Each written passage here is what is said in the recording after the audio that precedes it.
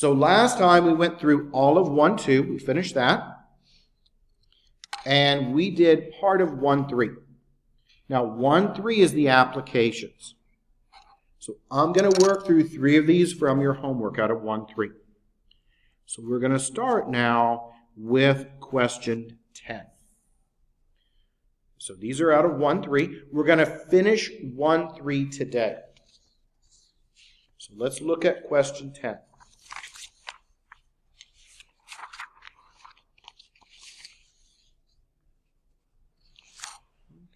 So most of you have the homework packet, so you can see what we're looking at here.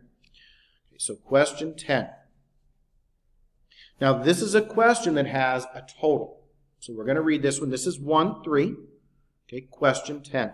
So right from your homework, that packet, a biologist collected 213 fern and moss samples.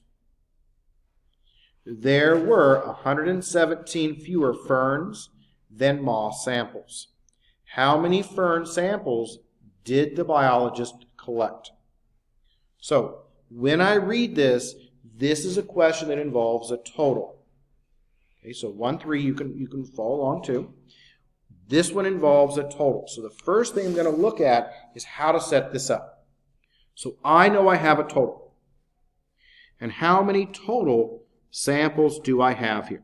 Well, the total number of samples that I have is going to be 213. And that is the fern samples plus the moss samples, right?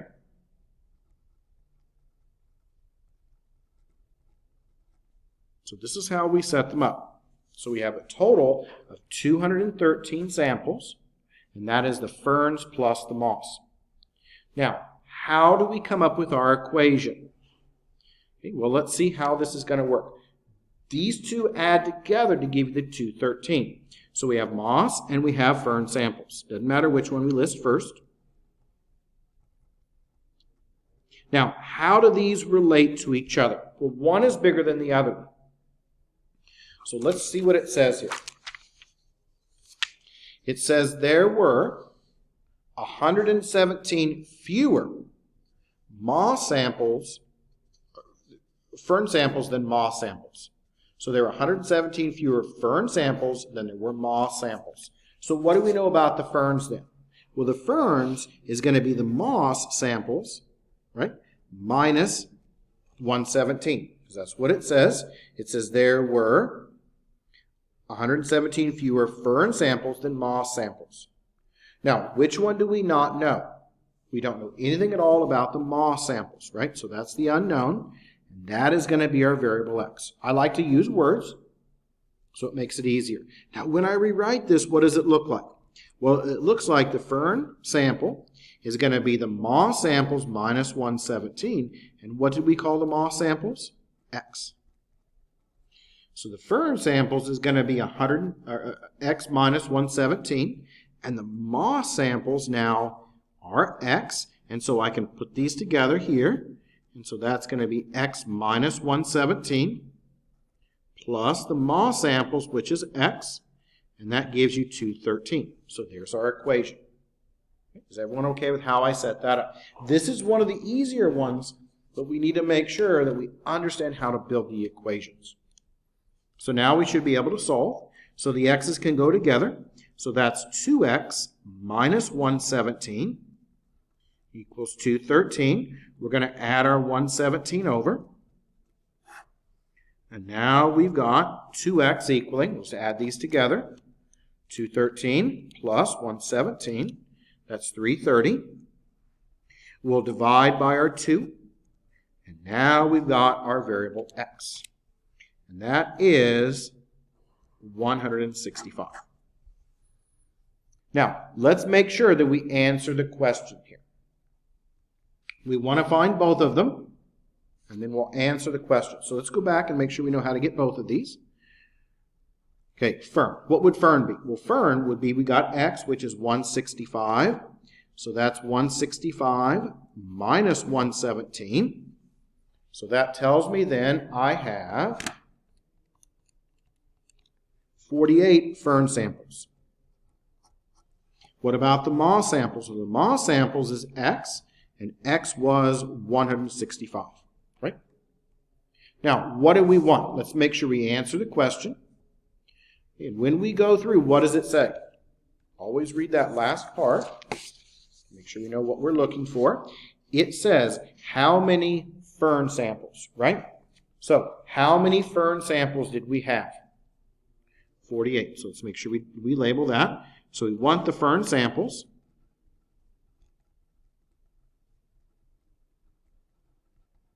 And how many of those do we have? It looks like we have 48 fern samples. So that's what we want. We answered the question, okay, and we finished it. So what would your answer be? Your answer would be that 48 fern samples.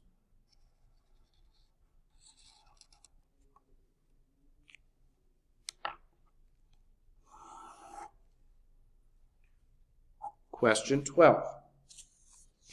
Question 12 is a percentage problem.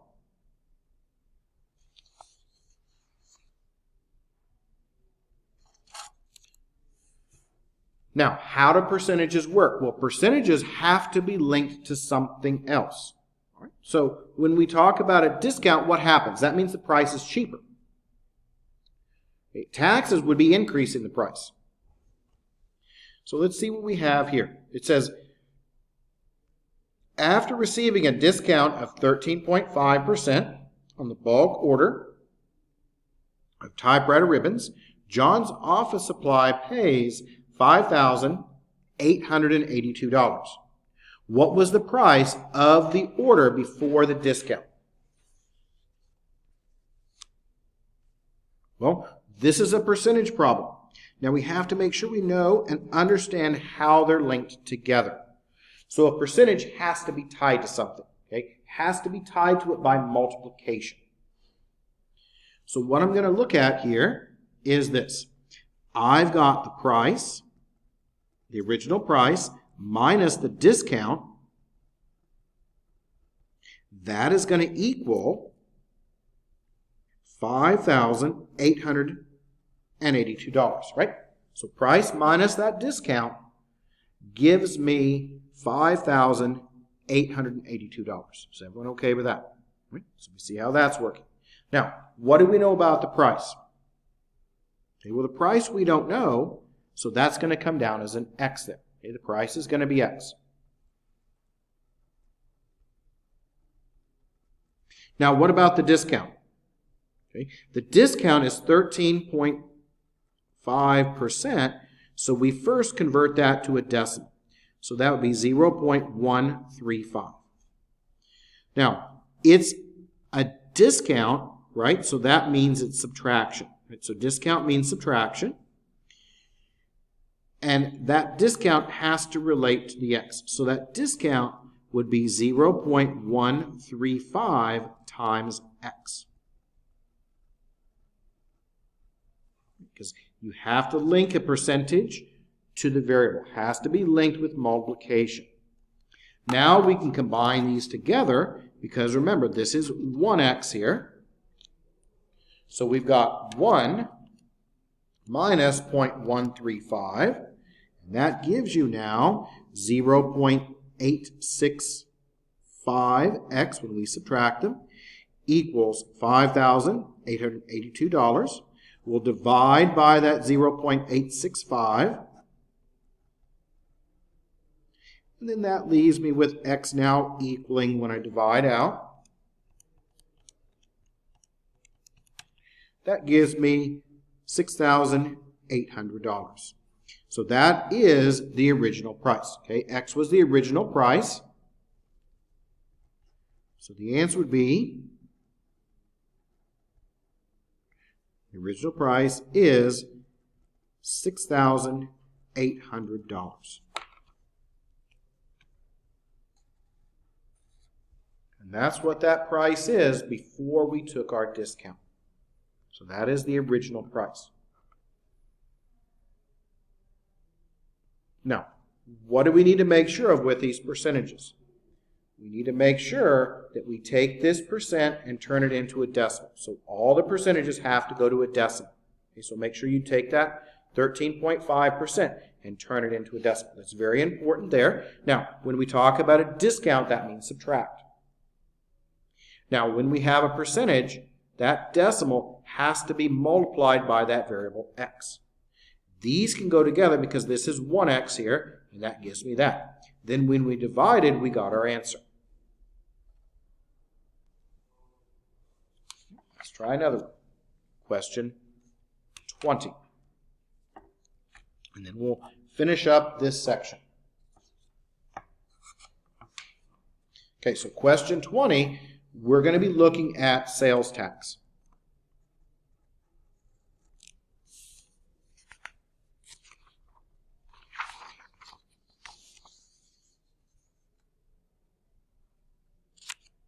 So question 20.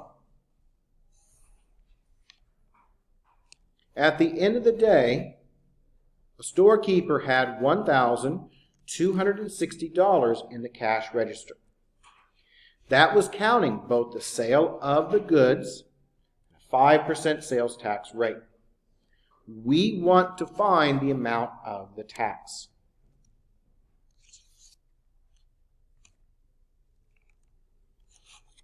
So let's write up what we have. We know the price plus the tax is going to be $1,260.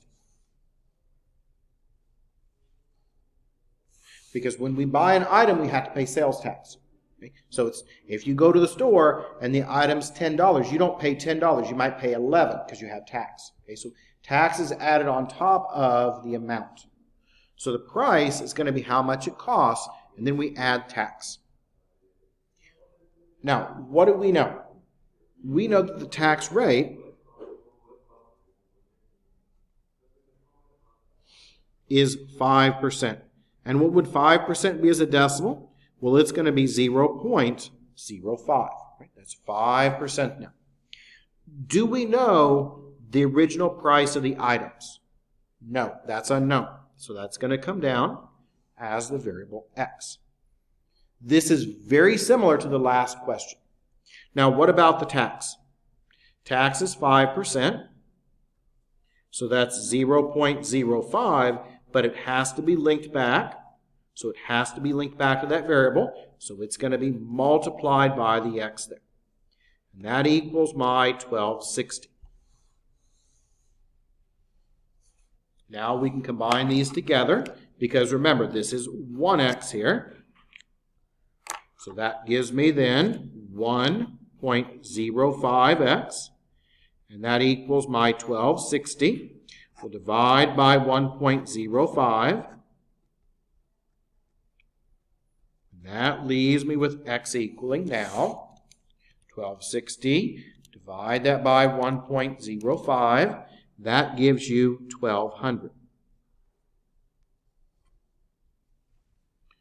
Is everyone okay with that?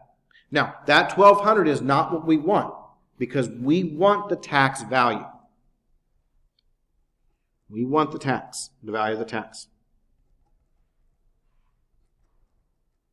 So, what do we know? We know the price of the items is $1,200. We know the total is $1,260. So we can subtract them. So you can take, this is what we want. We want the tax value. So we can take our total, which is that $1,260. We can then take away the $1,200. And that's going to leave us then with a difference of $60. And that $60 is your tax. How else could you have found it? Another way of doing it would be just simply take your $1,200 that you found and multiply it by your 5%, and that's still going to give you the same what? The same 60. So you can either use it as a percentage and work it out that way, or you can just take your total minus the price of the items, and that gives you the tax value. So hopefully that kind of helps get you started on your homework. Now we do need to finish up 1-3 today. We'll probably do 1-3 and 1-4. And what we have left to look at in 1-3 is we're going to be looking at the mixture, the investment, and the distance questions. So we're going to pick some of these from our textbook to look at. And we're going to start off, and these are the ones that students struggle with the most. We're going to spend a lot of time on these. I'm going to look at number 53 on page 90. So this is 1.3. We're going to look at page 90 in our textbook, and we're going to look at question 53. And I'll put it up on the screen so you can see it. Now, these are the most difficult. The mixture and the investment problems are very similar to each other. So we're going to read it through first, and then we'll look at each individual part. So this is an investment problem.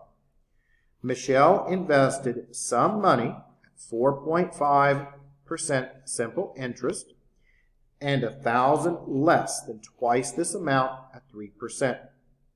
Her total income from the interest was $1,020. How much was invested at each rate? So let's think about a bank account. Okay, if you've got a savings account at the bank or checking account, what are the three parts to that? You've got how much money is in that account. You've got the percentage rate that it gives you, like maybe 1 or 2%. And then you've got how much money you made in interest. So let's say I've got $10,000 in the bank, and let's say it pays 1%. If it pays 1%, then I would get an interest payment of $10. Okay, so that's how it works. You have an amount, a percentage rate, and interest earned. So the amount is how much money you have. So let's try to figure out all the pieces here. So Michelle invested some money at 4.5%. So I like to draw a diagram.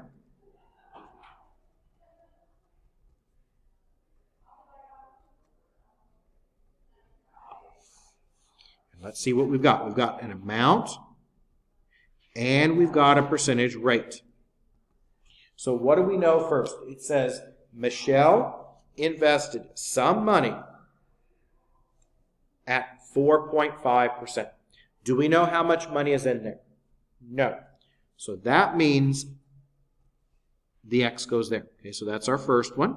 So Michelle invested some money, unknown amount, at 4.5%. So the 4.5 is going to go here. So we have an amount and we have a percentage rate. Now, what about the next part? Let's talk about the next part. 1,000 less than twice this amount. So 1,000 less than twice this amount. 1,000 less than twice this amount. What would that be? 1,000 less than twice this amount would be 2x minus 1,000, right? 1,000 less than twice that amount. And what percentage rate does it pay out? Well, it says it pays out what? 3%. Now we can just add across because 1 plus 2 is 3. So we add across, we have an x and a 2x, that makes it 3x minus 1,000 there. Now we can talk about the interest, and we can build our equation, and we can actually solve it. So the interest is going to be the amount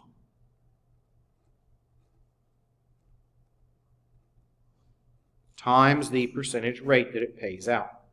So we have everything labeled. We're going to now go ahead and fill this in.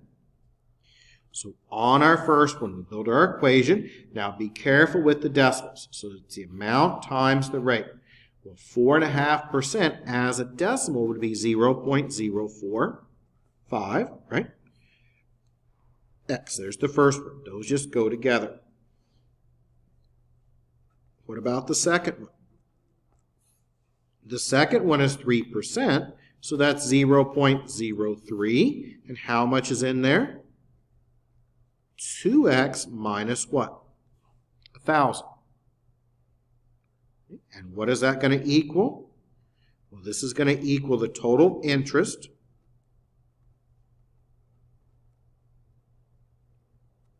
and if we read this question here, it says our total interest was that 1020, right? That's our total interest.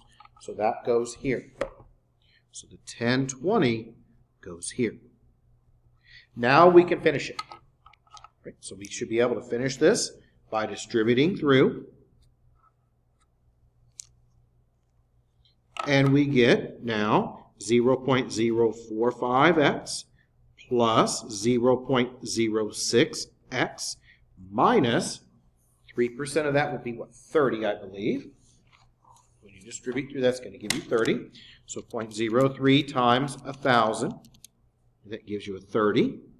And that equals 1020. And we should know how to combine these together. So those can go together. 0.45 plus 0.06. Adding those together, that's 0.105x. Those can go together. I'm going to add that 30 over. And that now equals 1050. We'll divide by 0.105. And that now leaves us with x equaling. So we've got 1050, right? So let's put this on the screen so we can see what we've got here. We're just going to divide here. So what do we have? Okay, let's see. We've got to divide these out. So we've got 1050. We're going to divide that by 0.105. And that gives me then 10,000. So x is 10,000. Now what we want is we want each fund. So we need to figure out how much is in each fund. So that's what we want.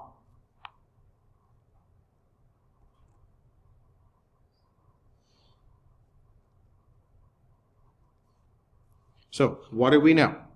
The first fund up here is X. And how much was X? 10,000.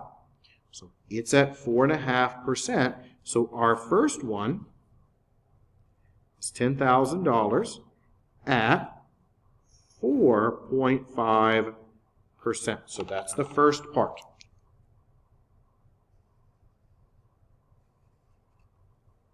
Okay, that's our first one.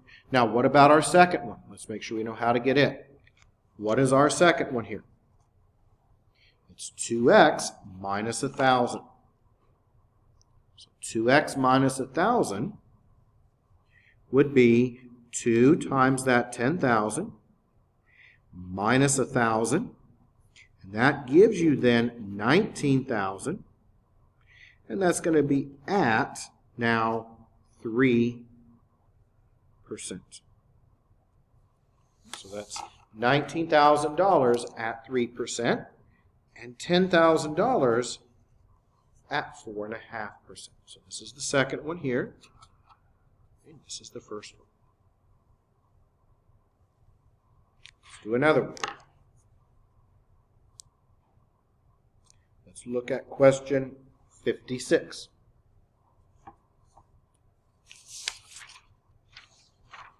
So we'll look at question 56 next.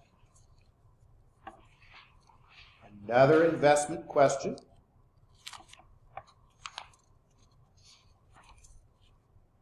Okay, so we'll read it, we'll work it out, and make sure we answer the question. So Mona received a year-end bonus of $17,000 from her company and invested the money in an account that pays 6.5%. How much additional money should she deposit in an account paying 5% so that return on the investments will be 6%? So this is a little bit different from the last one. We're going to go through it piece by piece. So Mona received $17,000 from her company, and she invested it at 6.5%. So what does that look like? Let's start with that first one. This is on again, page 90, just so you have it. Question 56. So what do we start with? We're going to start with Mona's account, and she starts off with her bonus of $17,000, and that pays out $17,000. She paid out an interest of 6.5%. So is everyone okay with that? So $17,000, 6.5 or 6.5%. Now, how much additional money? So we don't know how much extra money. We're going to have to add more money in. So we don't know how much additional money. So that's going to be X. Right? We're adding in more money. And adding in more money, and this account pays 5%. So those go together, and then this gives us our total over here. Now, when we add these up, 1 plus 2 is 3, so these can go together, and that's going to be 17,000 plus X, because those add across. And what percentage do we need? We need 6%. So let's make sure we understand where all the pieces came from. So I'm going to move this down so we can talk about the question here. So let's read it and make sure. Very important that we understand where the pieces go. So what did we start off with? Okay, we started off with 17,000, 6.5%. So that's here, 17,000, 6.5%. Now, additional money. Additional means we have to add. So that's why we got the add sign there. What are we going to add in? Additional money. We don't know how much additional money, so we use the variable X. And that additional money pays 5%. So that's where the 5% goes. Now, what do we want at the end? Okay, we want to put these together. So we add them together. That gives us our total. And what percentage rate do we want at the end? 6%. So that's why it goes over here. This is what you want. Okay, that third part is what you want. So this is the total. This is what you want. Now we can build our equation. So let's build our equation. And we look at the interest. And interest is the amount times the rate again. And so the first one, take our percentage and we turn it into a decimal. So be careful with that. So that's 0.065, and we have to multiply it by that 17,000. The second one is 0.05, and how much is in there? Unknown amount, X. And then on the third part, on the right-hand side, what do we have? We have 0.06 times 17,000 plus X. So that's what we've got there. Now we should be able to distribute through here on the right-hand side and solve this equation out. So let's work this out. And we're going to take that 17,000, multiply it by the 6.5%. So that gives me 1105 here. So this comes out to be 1105. We multiply, and then we've got a plus 0.05x. On the right-hand side, we're distributing through. So on the right-hand side, we've got 17,000 times 0.06. That's 1020. So 1020 is going to go here. and then a plus 0.06x. Right? So that's that. That piece is there, and this is from here. So now we can solve it. So I'm going to move all the variables to the left, numbers stay to the right. So I'm going to move over that 0.06x from each side. And I'm going to add or subtract off that 1105 from each side as well. Now we can finish it out. Those can cancel. Those can go together. Watch your decimals. So that's going to be a minus 0.01x equals, we've got 1020 minus 1105. That gives you a negative 85. We're going to divide by minus 0.01. And what do we know? Well, a negative divided by a negative, right, is going to make that now what? Negative over negative makes it a positive. And when we divide that out, if we divide, we've got a negative 85, divide that by a negative 0.01, that comes out to be a positive 8,500. So what do we now know? Does that answer the question? Yes, because what does it say? What do we want? We want to know how much is in the 5%. So we want the 5%, that's what we want. Right? We want that 5% value. Now, what did we call the 5%? If we go back up and look, the 5% goes with the variable x.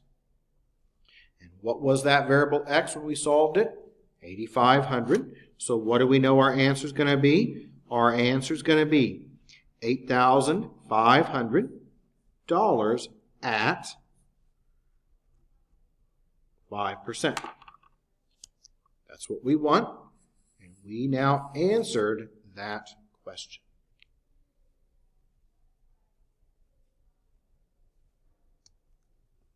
Okay.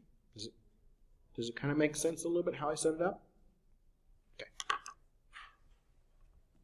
Let's try another one. Let's try a mixture one. Now the mixture one are going to be very, very similar. The only difference is instead of an amount of money, we're going to be mixing chemicals together. So I'm going to look at question 60. This is on page 91. So mark that down first. So page 91, question number 60. We're going to read it. We're going to set it up.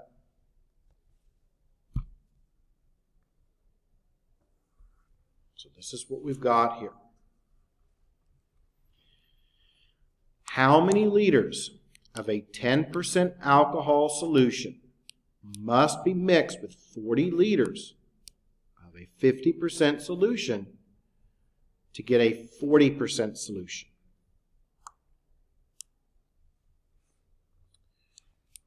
Okay, so we've got to think about how we would set this one up. So let's think about what we've got. We've got chemicals. We're going to mix them together. So instead of using dollar signs, I'm going to use boxes. Okay, so very, very similar. A little bit different, but very, very similar. And we've got 1, 2, and 3. Now we have an amount, and we have a percentage rate. So let's read it and make sure we know what goes where. How many liters of a 10% solution? So it says how many, so we don't know. 10%. So that means that my first container is going to be an unknown amount X, and that is at 10%.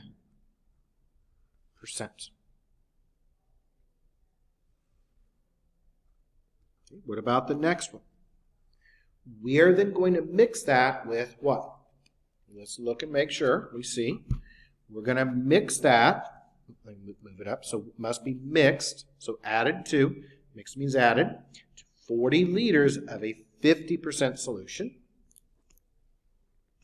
So that's here, 40 liters of a 50% solution. And these are going to add across again. So that makes it then x plus 40. Okay. And what percentage do we want? This box over here, this is what we want at the end. Okay. We want, and it says specifically want here, I like to use the same words, or obtain. Right? It says we want to obtain or want a 40% solution. So that is what we want. So that 40% is going to go over here. It's just the setup where students struggle. Now we can finish it because now we can work with the pure. And the pure is the amount times the percentage rate. So amount times the rate, that gives you the pure. So let's build our equation.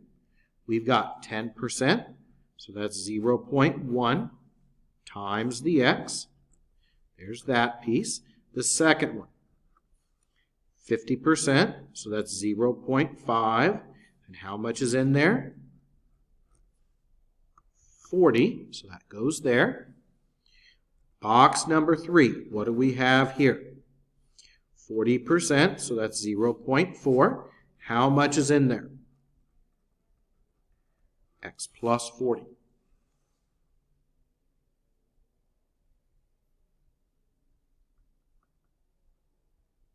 Now we can finish it. So let's go ahead and distribute through and combine. So we're going to go ahead and multiply. So 0.5 times 40, well, that's a 20. 0.1x is still there in front. The other side, we're going to distribute through. So we're going to distribute through. And that is then 0.4x.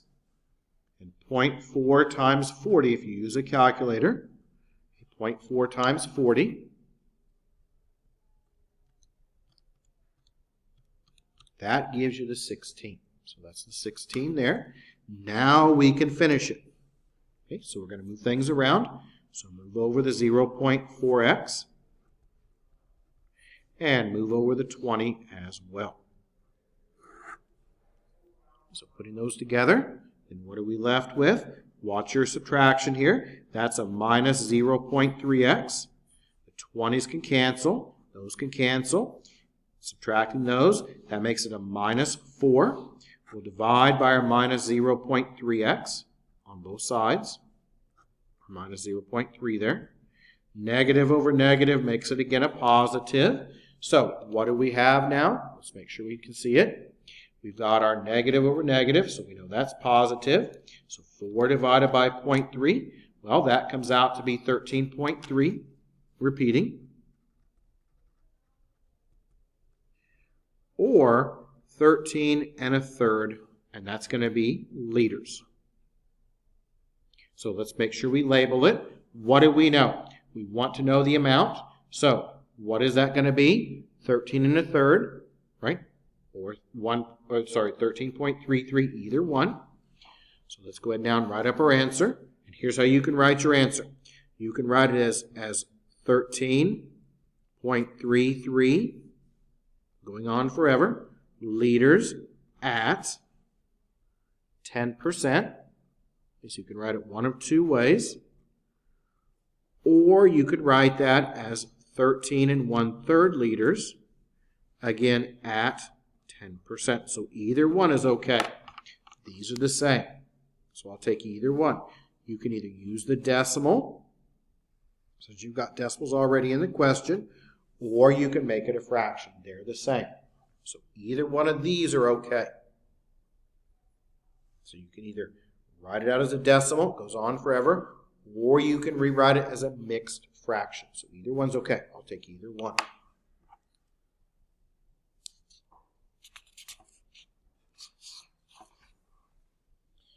Let's look at one more of these, and then we'll look at a question from our homework.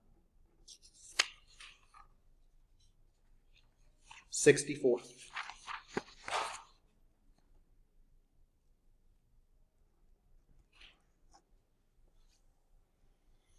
So we'll do question 64, and then I'll work out one, maybe two of these from our homework. But I know there's at least one I want to look at.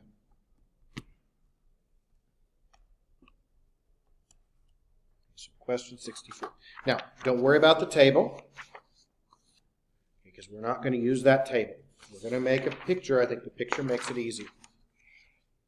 So let's read question 64. Leanne wants to mix tea that is worth 2 cents per ounce with 100 ounces of tea that is worth 5 cents per ounce to make a mixture that is worth 3 cents per ounce. How much of the 2-cent tea should be used? So we're going to look at this one just like the last one, only it has a little bit different labeling system. So we're going to look at this. We're taking teas. We're going to put these together just like the last one. No different here. We've got 1, 2, and 3. And then we have an amount and we have a cost. So the first tea. So Leanne wants to mix tea that is worth 2 cents per ounce. So we don't know how many ounces, right? This is the ounces here. We don't know how many ounces, so that's going to be X. And the cost is 2 cents. So the ounces go here. Cost is here. We're going to mix that tea, combine it together with 100 ounces. So that goes here. 100 ounces of tea, that is worth 5 cents per ounce. And we want to put these together to get our total. Okay, and it says how much of the, we're going to put that together with the other tea, and we want it to be a 3 cent total. So that goes here. And these add across, because remember they add together, and that's X plus 100. So let's read the question. Make sure we understand where it all goes and comes from. So put it up here so we can see. Talk about our picture. Very important that we understand how the picture works. Okay, so let's make sure we see what goes where. So Leanne wants to mix tea that is worth 2 cents per ounce. So we don't know how many ounces. Okay? But we know that it costs 2 cents an ounce, so that goes there. We're going to mix that with what? 100 ounces, so that goes there. And that tea is worth 5 cents an ounce here, so that goes there. We wanted to mix them together to get a mixture that is worth 3 cents per ounce. So that's going here, and we add these across to get the X plus 100. Now we can solve it, and we can answer this question. So let's go ahead and solve this one. So let's build our equation again and solve it. And now we're going to look at the total cost. So when we talk about our total cost, the total cost is going to be the amount of each container times the cost.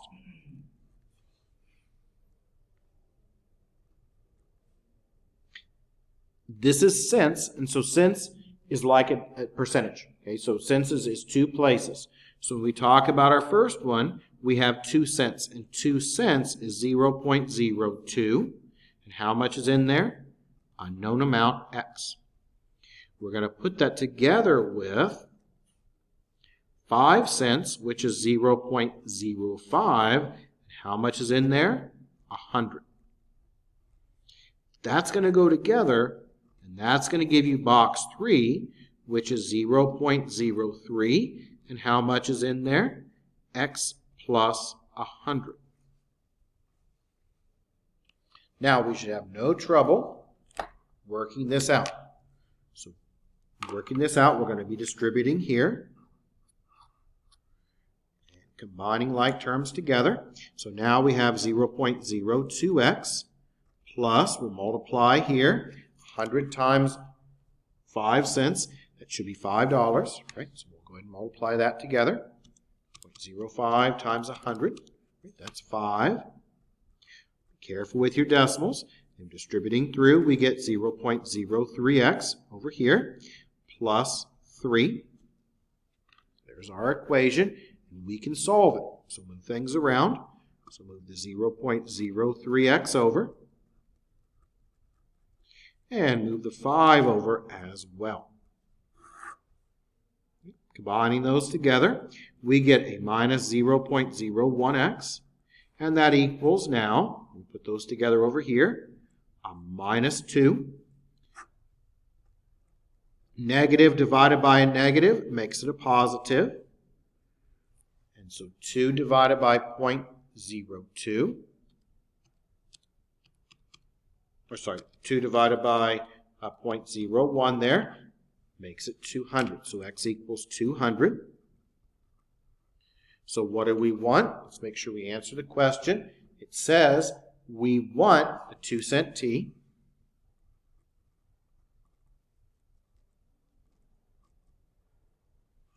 So that's what we want. We want the 2-cent tea. So what is that? If we go back up and look, okay, x goes with the 2 cents here. So that means we got x to be 200. So what do we know? We know that we have 200, and we'll label that as ounces because that's what it is. So 200 ounces at 2 cents per ounce. So there is your answer. So 200 ounces. 2 cents an ounce, and that would be the answer for that question.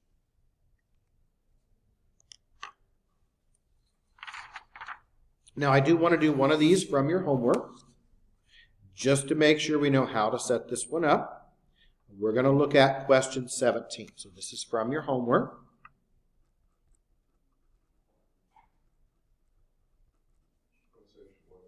Yep, 1-3.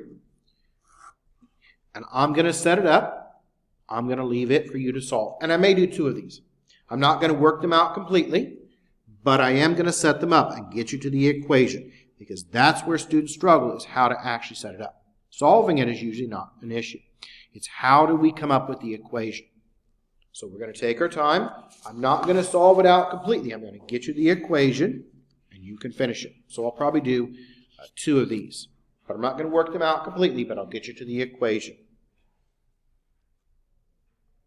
So it is necessary to have 40% antifreeze solution in the radiator of a car. The radiator now has 40 liters of a 20% solution. How many liters of this should be drained and replaced with 100% antifreeze to get the desired strength? So let's take a moment to think about what we have. So here's an analogy I like to use. Let's say we're making tea. So we've got a gallon container of tea and it's full. If I add more to it, it overflows. So whatever I add in, I have to also take out. So drain, okay, drain means we take out. That means we're going to use subtraction here because it's drain. So let's think about what we've got. It is necessary to have a 40% antifreeze solution. When we work these out and make up our diagrams here, we need to make sure that we put the pieces in the correct place. So this is what we want, box 3. So box 3 is what we want or need.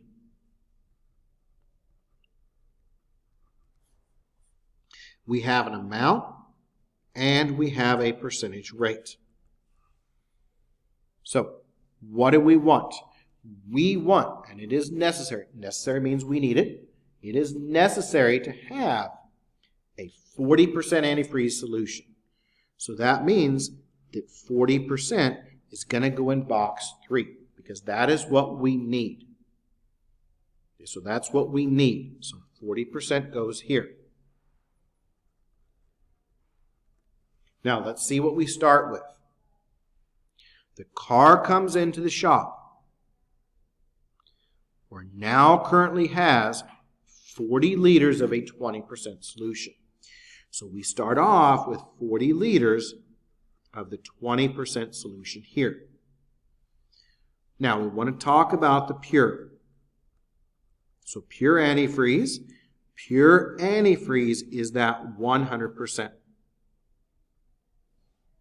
Okay, so pure is 100. We want to end up with the same 40. Now, what about if I just add something in? Well, if I add it in, it's going to overflow. So if I've got 40 liters currently, and I want to end up with 40, I'm going to have to drain some out. And when I drain it out, that's negative. So we have our 40. We're going to take away X. That's the drain part. And we're going to add it back in at 100%. That way they cancel each other out. And that gives me 40 equals the 40 there, right? So drain means subtract, and add it back in. Because you're going to drain it out, empty it out, add it back at a higher concentration. So let's build our equation. So your pure is the amount times the rate. So amount times the rate there. So our first one, what is it going to be? It's going to be 0.2, because that's 20%, times 40 minus X. So there's that. The second one, 100%. Okay, 100% is 1. 100% is 1, so that's 1x. And what does it equal? It equals 0.4, that's 40%, times 40. And you can finish it from here. So I'm going to have you finish it from here. Get that pin's done. So I'm going to have you finish it from there. You can finish it and you can get your answer. I'm going to do one more of these, and then we'll move on to the next section.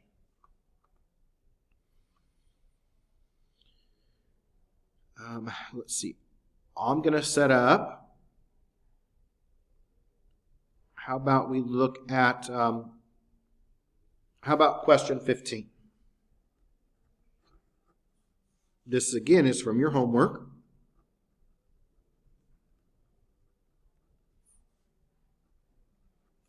So homework 1.3, we're going to look at question 15.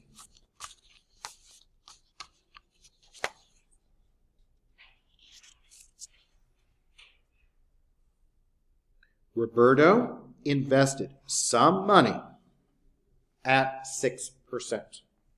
So what do we know here? We don't know how much money. We know it's at 6%. So that means it's going to be an investment question. And then invested $4,000 more than twice this amount at 9%. He received $3,480 in interest. How much was invested at the 9%? Okay, so let's make sure we know how to set this one up.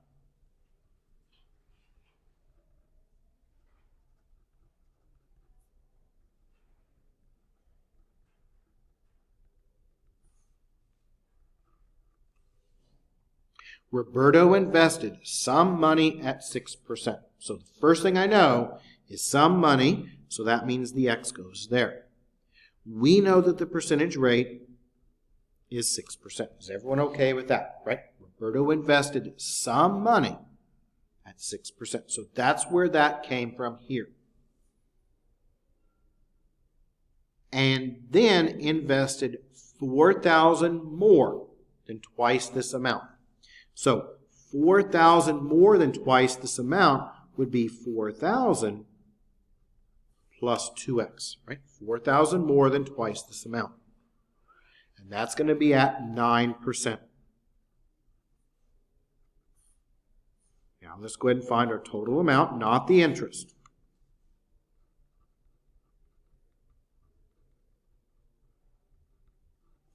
So total amount when I add across, if I add these across, would be 4,000 plus 3x, right? Okay, Now we're going to build our equation.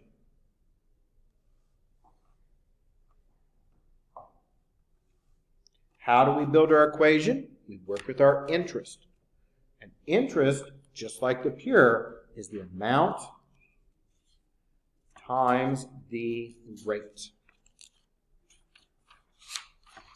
So let's build our equation from the interest. Remember, interest equals the amount times the rate. So let's look at our first one. Our first one would be 0.06x. Those get multiplied together and placed there. What about the next one?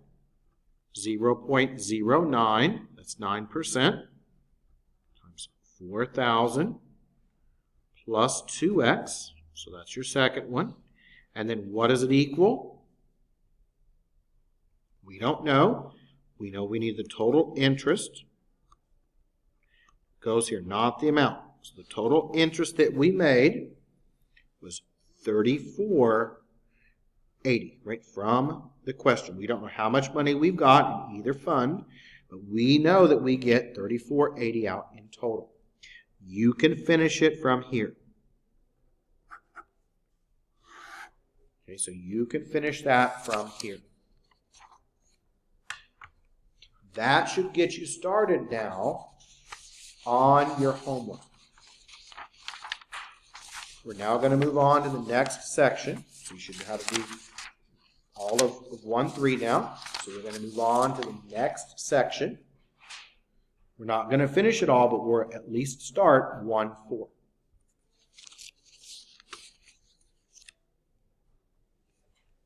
Okay, so we'll do some of 1-4 here.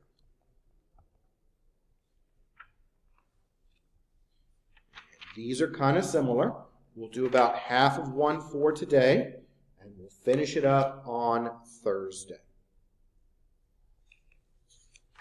So we'll do the coin problems, and then we'll talk about the distance questions. So we should be able to get those done today. I'm on page 98, and this is out of 1-4. So page 98. We're going to look now at question 13. And this is very similar to what we just did.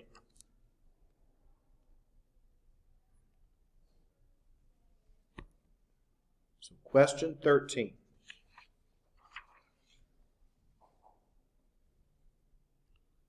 Hussein collects U.S. gold coins, and he has a collection of 41 coins. Some coins are $10, some coins are $20 coins. If the face value, that means the amount of the total, is $540, how much of each denomination does he have? So very similar to what we did last time, in the last section just a moment ago. We're going to use dollar signs here. And we've got coins and the value of the coins, how much the coins are worth.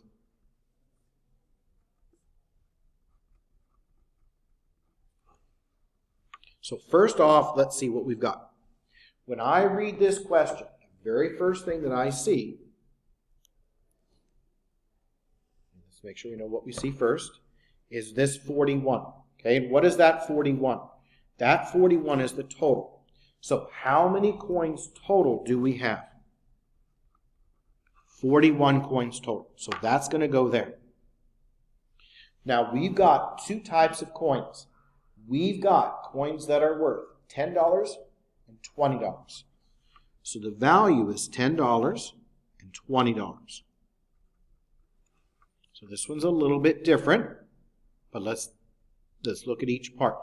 Do we know how many $10 coins we have? No, we do not know. So we're going to put the X here because that is the unknown. We don't know how many $10 coins we have. What about the $20 coins? Well, we don't know those either. Okay, But what we can look at this as the total minus x, because it has to give us that 41 when we add them together. So how many total coins do we have? 41. So that's going to be 41 minus x there. Total minus x. Now, if I added these across, what would happen? You would get 41 equals 41. Let's now build our equation. And we're going to look at the total value here. And the total value is just like the cost. It's just like all the others. Total value is going to be the number of coins times the value of the coins. So our first one. We've got coins that are worth $10 a piece. We don't know how many, so we put those together, and that's going to be the 10x there. Okay, they just go together. What about the next one? They're worth $20, so that goes here. And how many do we have? 41 minus x. What goes over here is the total amount of money.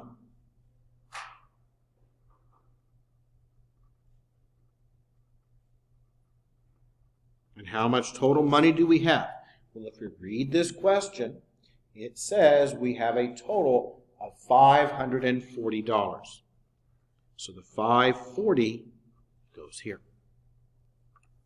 That's your total. Now we can easily and quickly finish it. Distribute through. And solve. So let's go ahead and quickly do this one. When we add these together, we get 10x plus, we've got 20 times 41. That gives me 820 minus 20x. That equals 540. Combine those together. That leaves you then with a minus 10x. I'm going to move that 820 over with subtraction. So move that 820 over with subtraction. So that leaves you then with a minus 10x equals 540 minus your 820. That's a minus 280. We'll divide by our 10. Negative over negative makes it positive. So x now equals, when we divide, 28. Now, we want to make sure we know how many of each coin we have. Right? Because it actually wants both. So what does x go with? Okay, x goes with the $10 coins. So we've got 28 coins at $10 each. Okay, so 28 coins at $10. And then what about the other one? That's half of it. We need to get the other answer. And so the other answer would then be 41 minus 28, which 41 minus 28 is 13. So that means we have 13 coins at $20 each.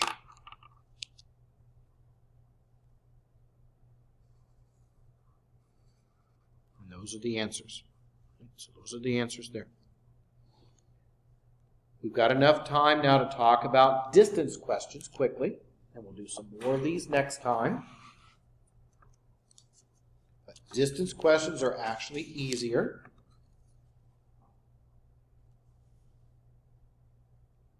So now we're going to look at distance questions.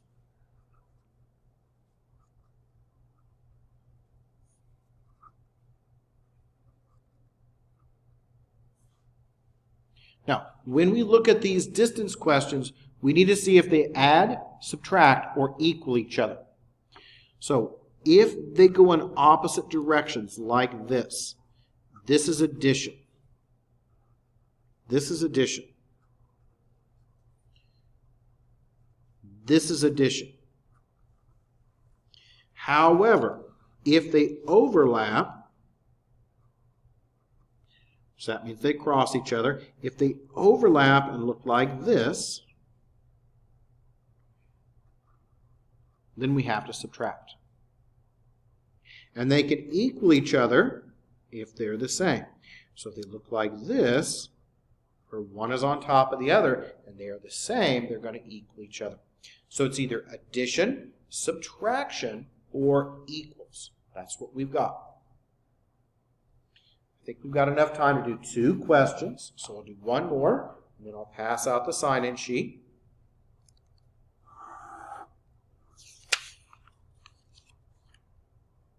So I'm going to pick one of these, probably 2 of these from our textbook to look at here. How about we look at question 21 from our textbook?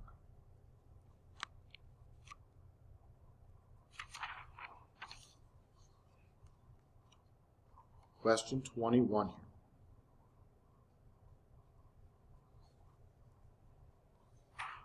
And this is pretty easy. These are actually quite a bit easier. Okay, we're going to draw a diagram and we're going to solve it. 2 steamers leave a port on the river at the same time, traveling in opposite directions. That's very important. Each is traveling 22 miles an hour. How long will it take them to be 110 miles apart? Now, opposite directions, that's the important part right there. So when we talk about opposite directions, that means they're going away from each other. And by the way, this is page 98. We're going to be looking here at question 21. Or sorry, 21. I said 20, but we'll do 21. Okay, so 21. We read through 21. We're going to talk about 21 here. So what do we have? We have 2 trains, or sorry, 2 steamers traveling in opposite directions. So that means it looks like that. Okay, that's what we've got. Now, what would this be? Addition, subtraction, or equals? Does anyone know? Can either of you tell me? What would we have here? Okay, is it addition or subtraction? Which one? It's going to be what? Addition, right? Why is it addition? Let's go back up and look. Looks like this. Okay, so that means it's addition. That's a plus symbol. That means addition.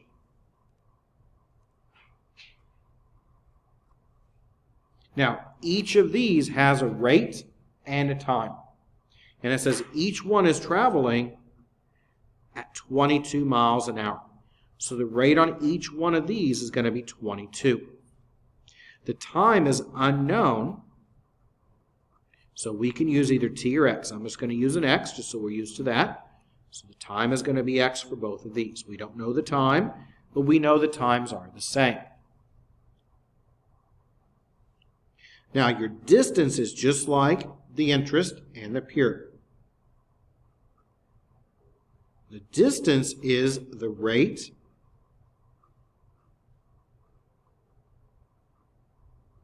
times the time.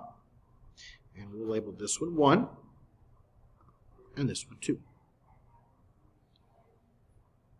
So let's now try to look through the first one, and what would it be? Okay, rate times time. Okay, rate times time, multiplying those together, what is that? Let's go together, and that's 22x. Same thing on the second one. What would it be?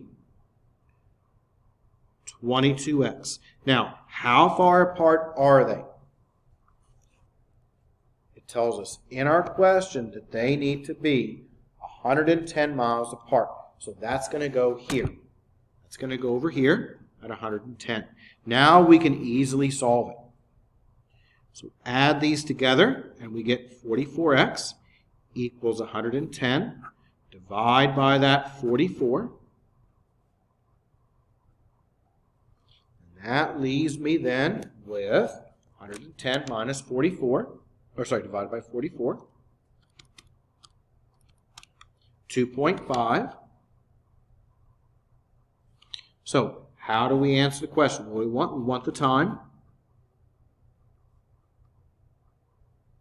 Time was the x here.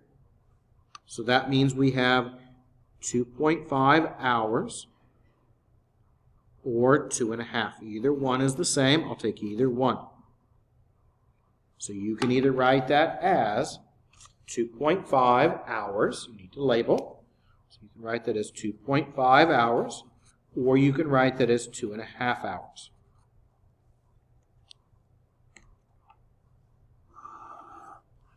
We've got enough time to do one more question here. So I'll go ahead and pass out the sign-in sheet. So please make sure you sign the sign-in sheet.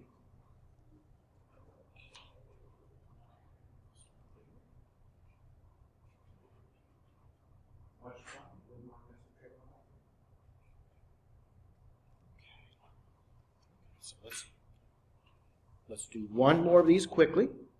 This will be our last one. And we're going to look at question 25. Shouldn't take long to go through. We'll finish up just in time. Okay, question 25. We should be able to do this one without much trouble.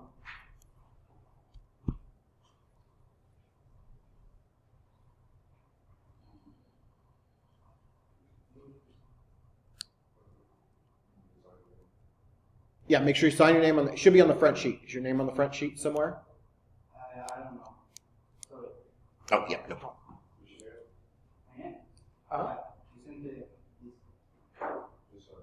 Yeah, all you need to do is just sign. I'm not, just sign your name. Sign? Oh, sorry. No problem. Wait. Okay. Sorry. No problem. Yeah, that's all you need to do is sign where your name is, okay? Okay. So we should be able to finish up this one just in time here. We may not be able to work it out completely, but we'll at least set it up. So it took Charmaine, thank you, 3.6 hours to drive to her mother's house on Saturday morning for a weekend visit. On her return trip Sunday night, traffic was heavier, so the trip took her 4 hours. Her average rate on Sunday was 5 miles per hour slower than on Saturday. What was her average rate on Sunday? I'm not going to have enough time to finish it completely, but we are going to set it up. Okay? I'm going to get you to the equation, and you can finish it. That way we have enough time to get to your next class. So what's happening here? These are going to equal each other because they're the same, right? This is Saturday and this is Sunday.